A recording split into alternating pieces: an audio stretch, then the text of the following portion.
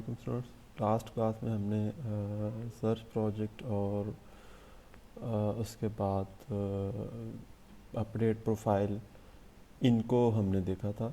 और आज की वीडियो में हम मैनेज प्रोजेक्ट को देखेंगे और उसके बाद मास्टर पेज में थोड़ी सी सेटिंग जो है उसको देखेंगे। लॉगिन जब हम करें तो वो लॉगिन करने के बाद यूज़र नेम और लॉग आउट का जो लिंक हमें नज़र आता है वो कैसे शो करना है, और उसके बाद लॉग आउट करने के बाद जो हमने सेशन ब्रेक करना है वो हम कैसे करेंगे। तो हम स्टार्ट करते हैं। यहाँ पे कल मैंने एक ये पिक्चर डाली थी, इमेज बटन पे पिक्चर डाली थी, तो ये ऐसे मुझे क्लास मिली तो मैंने डाल दी। अभी मैंने डाउनलोड किए हैं एक दो पिक्चर्स, एक तो मैनेज प्रोजेक्ट के लिए मैंने डाउनलोड किया और एक ये सर्च के लिए मैंने डाउनलोड किया। तो इनको हम कॉपी करते हैं पहले अपने प्रोजेक्ट में। तो ये दो पिक्चर्स मैंने कॉपी की हैं, डाउनलोड किए हैं नेट से। आप इसको कॉपी करें और कॉपी करने के बाद आप इस इमेजेस के फ़ोल्डर में इसको पेस्ट कर लें। ये इमेजेस का फ़ोल्डर मैंने खुद से बनाया, ठीक है, तो आप भी बना सकते हैं। मैं ये जो डिलीट कर देता हूँ क्लॉक को, और मैं डिलीट करूँगा तो यहाँ पे ये उसका ख़त्म कर देगा। अब इसको मैं प्रॉपर्टीज़ में जाऊँगा और इसकी जो इमेज यूआरएल है वो मैं चेंज करूँगा। यहाँ पे जो सर्च डॉट पी है वो मैं यूज़ करूँगा, और उसके बाद यहाँ पे मैं एक और इमेज बटन यूज़ करूँगा। यहाँ से लूँगा इमेज बटन, ये इमेज बटन मैंने लिया और इधर ड्रॉप कर दिया। और उसके बाद इसका जो इमेज यूआरएल है वो मैं दूंगा इसकी सेटिंग वाले का, जो मैंने अभी पिक्चर मैनेज की पिक्चर जो है ना वो डाउनलोड की है, ठीक है। तो ये थोड़ी बड़ी पिक्चर है, तो इसको आप क्या करेंगे, इसका इनके जितना ही 300 पिक्सल ही इसका मैं विड्थ और हाइट रखूँगा। इसको मैं करता हूँ 300 पिक्सल, और हाइट भी इसकी 300 पिक्सल ही होनी चाहिए। तो आप यहाँ से इसकी हाइट भी 300 पिक्सल सेट कर सकते हैं, ठीक है। और इसको भी आप 300 पिक्सल अगर करना चाहें तो कर सकते हैं बाय डिफ़ॉल्ट, अगर नहीं है तो ठीक है। ये भी 300 पिक्सल हो गई।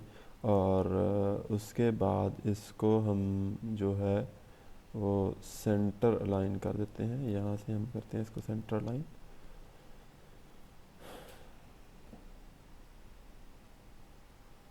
इसको भी हम सेंटर अलाइन कर देते हैं। तो उसके बाद इसमें अगर आप देखें सेंटर लाइन हो गई। अब इसके नीचे हम क्या करेंगे, यही टेक्स्ट हम कॉपी करते हैं, ये जो नीचे टेक्स्ट लिखा हुआ है, और इसको हम यहाँ पे पेस्ट कर देते हैं। पेस्ट करने के बाद इसको हम करते हैं मैनेज प्रोजेक्ट, ठीक है जी। इसको हम सेव कर लेते हैं। अब इसका जो मैनेज प्रोजेक्ट का लिंक है ये हम यहाँ पे इसको देंगे कि पोस्ट बैक यूआरएल जो इसका है वो हम इसको मैनेज प्रोजेक्ट का देंगे। अभी हमारे पास यहाँ पे क्योंकि मैनेज प्रोजेक्ट बना नहीं है, वो हमने बनाना है, तो उसके लिए हम सोल्यूशन एक्सप्लोर पे क्लिक करते हैं और यहाँ पे हम एक फॉर्म ऐड करते हैं, ठीक है, मैनेज प्रोजेक्ट के लिए। तो मैं न्यू आइटम ऐड करता हूँ और मास्टर पेज यूजिंग, और फिर मैनेज प्रोजेक्ट, ठीक है जी, और ऐड कर देते हैं और ओके कर देते हैं। अब ये हमारे पास ये देखें ये ऐड हो गया है, ठीक है, मैनेज प्रोजेक्ट का। उसके बाद हमने यहाँ पे इसको लिंक इसका लगा देना है। पोस्ट बैक यूआरएल पे जाएंगे, प्रॉपर्टीज़ में जाके, और उसके बाद यहाँ पे देखें ये मैनेज प्रोजेक्ट, ठीक है। अब हम इसको सेव कर देते हैं। अब इसके ऊपर हमारे जितने भी लिंक्स हैं वो लग चुके हैं, और हर बटन के साथ एक पेज हमारा कनेक्टेड है। व्यू प्रोफाइल के साथ प्रोफाइल का है, सर्च प्रोजेक्ट के साथ सर्च प्रोजेक्ट का है, पोस्ट प्रोजेक्ट के साथ पोस्ट प्रोजेक्ट का है, और मैनेज प्रोजेक्ट के साथ मैनेज प्रोजेक्ट का, जो भी हमने बनाया है एक फॉर्म ऐड किया है मैनेज प्रोजेक्ट का। तो मैं यहाँ पे देखता हूँ मैनेज प्रोजेक्ट का, ये मेरे पास एम्प्टी फॉर्म है। इसमें मैं क्या करूँगा, यहाँ पे मैं इसका टाइटल लिख लेता हूँ मैनेज प्रोजेक्ट्स। अब मैं इसको करता हूँ सेंटर लाइन, बोल्ड, अंडरलाइन, और ये इसकी थोड़ी सी फॉर्मेटिंग मैं कर देता हूँ ताकि ये इसका टाइटल थोड़ा अच्छा हो जाए। एक्स्ट्रा लार्ज, ठीक है, डबल एक्सेल कर देते हैं। और इसके बाद मैं इसको यहाँ पे ले आता हूँ, और बल्कि इसको मैं रिमूव कर देता हूँ, ठीक है जी। और अब यहाँ पे आप जब नया एंटर करके नई लाइन पे आ जाएंगे तो यहाँ से आपने एक उसी तरह ग्रिड व्यू डालना है, जो हमने पिछली वीडियो में एक ग्रिड व्यू यूज़ किया था, उसी तरह आपने यहाँ पे ग्रिड व्यू एक डालना है। ग्रिड व्यू को मैं ड्रैग करके ड्रॉप कर देता हूँ, तो यहाँ पे आपके पास ये ग्रिड व्यू आ जाएगा, ये है ग्रिड व्यू 1, ठीक है। और इसको मैं यहाँ पे जो इसका छोटा सा ये बटन आया हुआ है एरो का, इसको क्लिक करता हूँ और ऑटो फॉर्मेट पे क्लिक करूँगा। यहाँ से ऑटो फॉर्मेट में जाके आप कोई भी फॉर्मेट इसका चूज़ कर सकते हैं, ठीक है जी। तो मैं यहाँ से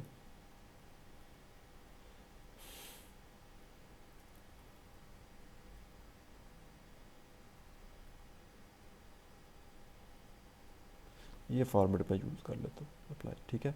और अब इसकी जो प्रॉपर्टीज़ में जाएं और इस पर क्लिक करें इसके ग्रिड व्यू पे, और इसकी जो विड्थ है वो आप 100% कर दें। विड्थ आप यहाँ पे लिखते हैं 100%, ठीक है, परसेंट का सिंबल डालना है आपने, तो ये फुल इसकी विड्थ आ जाएगी। अब इसके बाद आपने क्या करना है, इसी हैंडल को क्लिक करना है, तो यहाँ पे आपको छोटी सी विंडो नज़र आएगी और उसके बाद यहाँ पे वो बता रहा है कि चूज़ डेटा सोर्स। आपने यहाँ पे डेटा सोर्स कौन सा चूज़ करना है, तो वो हम यहाँ पे इसको नन है, तो यहाँ पे हम करेंगे न्यू डेटा सोर्स। जो हम इस पर क्लिक करेंगे तो एक विंडो और हमारे सामने आएगी। इस विंडो में आपने डेटाबेस पे क्लिक करना है और यहाँ पे data source SQL data source 1 automatically उसका आईडी आ जाएगा। ये सेकंड ऑप्शन जो है डेटा सोर्स की, इस पे क्लिक करना है और फिर उसके बाद ओके करना है। तो आप ओके करेंगे तो यहाँ पे एक और विंडो आएगी और यहाँ पे आपने इस ड्रॉप डाउन लिस्ट पे क्लिक करेंगे और मेरे पास तो कनेक्शन इसका ऑलरेडी बना हुआ है ये, ठीक है। आपके पास भी शायद हो, अगर नहीं है तो फिर आप क्या करेंगे, ये न्यू कनेक्शन पे जाएंगे और उसी तरह जिस तरह हम कनेक्शन बनाते थे उसी तरह आप यहाँ पे कनेक्शन बनाएंगे। तो मैं यहाँ पे देखता हूँ कि यहाँ पे हम सर्वर का नेम सेलेक्ट करेंगे। अगर आपके पास नहीं है तो आप सर्वर नेम कॉपी करेंगे सर्वर एसक्यूएल सर्वर की विंडो से, ठीक है, और कॉपी करके यहाँ पे पेस्ट करेंगे तो सर्वर का नेम यहाँ पे पेस्ट हो जाएगा। उसके बाद आपने डेटाबेस सेलेक्ट करना है। तो अभी ये सर्वर का नेम जो है वो फाइंड कर रहा है, जो ये फाइंड कर लेगा तो इसको हम सिलेक्ट कर लेंगे। तो ये इसने फाइंड कर लिया, तो ये मेरे ख्याल में मेरा सर्वर का नेम है, ठीक है। मैं ये सिलेक्ट करता हूँ, उसके बाद यहाँ पे मेरा डेटाबेस जो है वो मुझे नज़र आ जाएगा। तो यहाँ पे डेटाबेस है मेरा ये वाला टेस्ट फेज अंडरस्कोर फ्रीलांस, ठीक है जी। इसको मैं सिलेक्ट करता हूँ और मैं ओके कर देता हूँ। क्योंकि मैं ओके करूँगा तो ये कनेक्शन स्ट्रिंग मुझे यहाँ पे नज़र आ जाएगी। अब आपने करना है नेक्स्ट। नेक्स्ट करने के बाद वो पूछ रहा है कि save this connection string as, मैं इसको कहता हूँ यस, तो ये इसको सेव कर लेगा। उसके बाद ये यहाँ पे इसने स्टार लगाया, तो मैं यहाँ पे इसको इस तरह जो लास्ट वाला जो यूज़र आईडी है उसको मैं रहने दूंगा, उसको सिलेक्ट नहीं करूँगा। और उसके बाद मैं वेयर क्लास यूज़ करूँगा, वेयर, और फिर उसके बाद ये कॉलम नेम में दूंगा यूज़र आईडी और इक्वल ऑपरेटर यूज़ करूँगा। और उसके बाद फिर सोर्स मैं इसको दूंगा सेशन, ठीक है। और इसका जो सेशन का फील्ड होगा वो मैं इसको दूंगा UID, ठीक है जी। तो यहाँ पे देखें सेशन UID, तो UID का जो सेशन है वो ये फाइंड करके तो उसको यूज़र आईडी के इक्वल लेके आएगा। और जो उस यूज़र के प्रोजेक्ट्स होंगे इसको सिर्फ वही शो होंगे। उसके बाद मैं इसको करूँगा ऐड, ठीक है। ऐड कर दिया तो ये यहाँ पे हमें ऐड हो जाएगा। उसके बाद हम इसको ओके कर देंगे, ठीक है। तो ये हमारे पास इसकी क्वेरी बनेगी। अब यहाँ पे थोड़ा सा एक काम और आपने करना है, यहाँ पे एडवांस पे जाएंगे और उसके बाद आपने क्या करना है, generate insert update and delete statement, तो ये भी आपने ओके कर लेना है, ठीक है। और उसके बाद आपने ओके कर देना है फिर, और फिर आपने करना है नेक्स्ट। नेक्स्ट करेंगे तो उसके बाद मैं फिर इसको फिनिश कर दूंगा। जो ही फिनिश करूँगा तो ये इस तरह मेरे पास ये प्रोजेक्ट का टेबल जो है वो नज़र आ जाएगा। मैं इसको सेव करता हूँ। सेव करने के बाद अब मैं इसको करता हूँ स्टार्ट विदाउट डिबगिंग।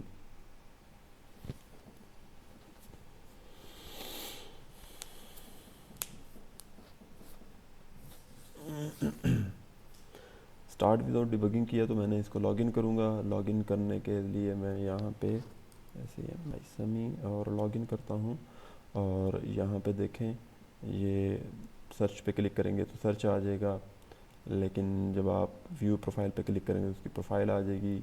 जो ही आप पोस्ट प्रोजेक्ट पे क्लिक करेंगे तो पोस्ट प्रोजेक्ट का फॉर्म आ जाएगा और उसके बाद मैनेज प्रोजेक्ट पे मैं क्लिक करूँगा तो मैनेज प्रोजेक्ट की जो इस यूज़र के प्रोजेक्ट्स हैं वो उसने लोड करके तो दिखा दिए हैं।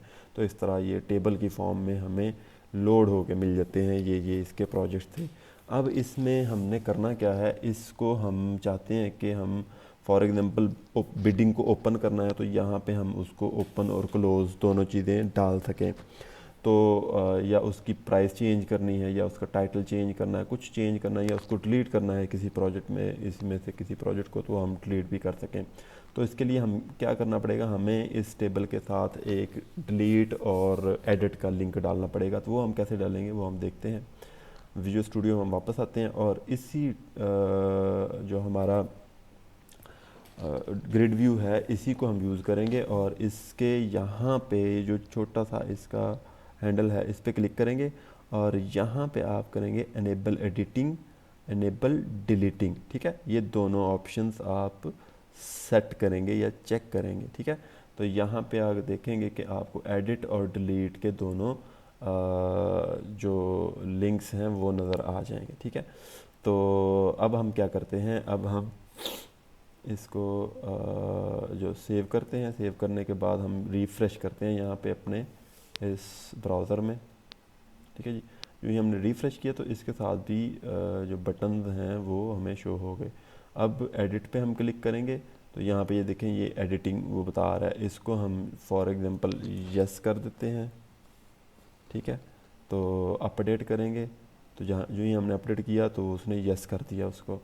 अब फॉर एग्ज़ाम्पल हम इसको एडिट करते हैं और इसको हम 20,000 कर देते हैं और अब इसको अपडेट करते हैं तो अब ये अपडेट हो गया। ठीक है, अब फॉर एग्ज़ाम्पल हमने इसको डिलीट करना है, ये टेस्ट वीडियो वाले को डिलीट करना है हमने, तो हम क्या करेंगे, डिलीट पे क्लिक करेंगे तो वो डिलीट हो जाएगा। अब हम यहाँ पे जो है वो हमें नज़र नहीं आएगा जब डिलीट हो जाएगा। ठीक है, तो अब हम चाहते हैं कि ये जो लिंक्स हमें यहाँ पे नज़र आ रहे हैं ये हमें इस साइड पे नज़र आएँ। ठीक है, तो उसके लिए हम क्या करेंगे, उसके लिए हम यहाँ पे विजुअल स्टूडियो में आएंगे और इसी हैंडल पे जो छोटा सा हमें एरो नज़र आ रहा है इस पर क्लिक करेंगे और एडिट कॉलम्स पे जाएंगे।